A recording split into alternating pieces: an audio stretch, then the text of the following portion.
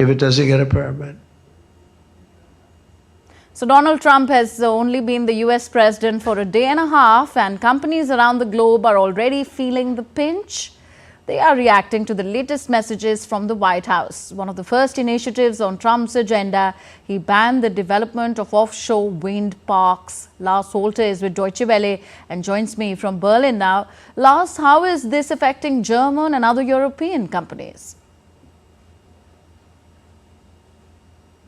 Thanks for having me. Well, it's a direct hit because European companies are among the most active in the sector, and not just here on the continent, but internationally, with quite some business in the US, at least until now. Let's look at a German company in the sector. That would be energy giant RWE. They were having plans for offshore wind parks totaling an output of 6 gigawatt. That included projects in the New York Bay, off the coast of California, and in the Gulf of Mexico, which, by the way, is still called Gulf of Mexico, despite Trump's weird executive order to name it the Gulf of America. Anyway, these projects would have made RWE the second largest wind energy developer in the US. But all those projects are now off the table per Trump's decree. As for other European companies, Denmark's Ørsted has wind parks with an output of 3 gigawatt running right now, and they were planning a lot more too. Now, Ørsted took an immediate multi-billion write-off on those parks, and that has affected the company's shares and others in the business too.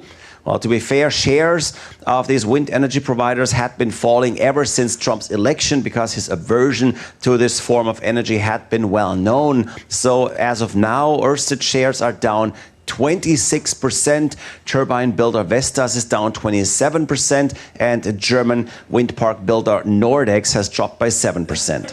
But Lars, why is Trump banning offshore wind parks when so many have been planned and when they've been producing so much energy?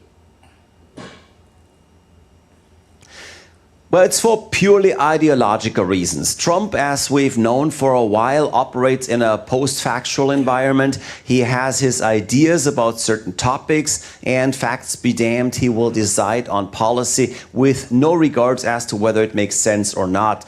Look at wind energy in particular. He is saying wind energy is too expensive, it kills whales, and all the machines are being built in China anyway.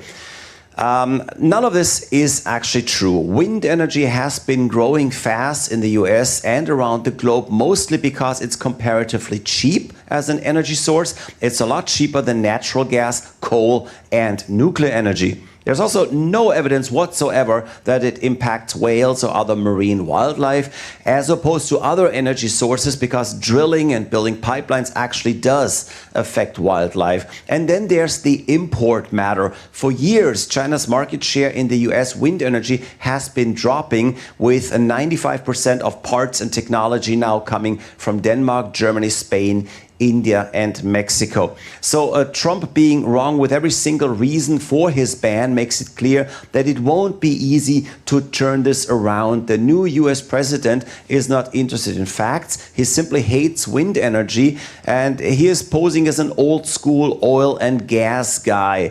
And that's the image he wants to project now and for as long as it helps him.